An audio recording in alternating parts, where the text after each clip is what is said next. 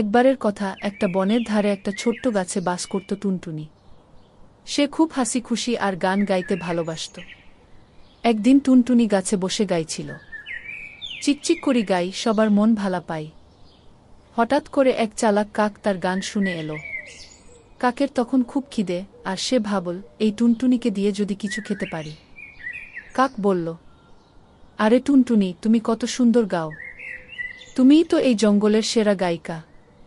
টুনটুনি লজ্জা পেয়ে বলল, তুমি এমন বলছো, আমি তো সাধারণ একটা পাখি। কাক বলল, না না, তুমি যদি আমাকে একটা গান শোনাও, আমি তোমার জন্য আম আনব।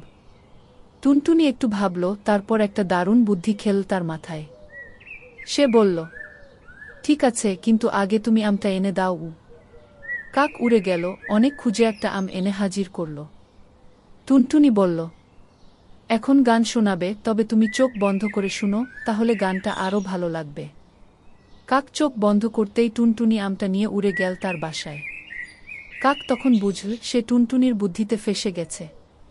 কিন্তু টুনটুনি উপরে থেকে বলল, ভালো কথা কাকদা, তুমি যদি আবার কাউকে ঠকাতে যাও, মনে রেখো, চালাকির চেয়েও বুদ্ধি বেশি কাজ করে।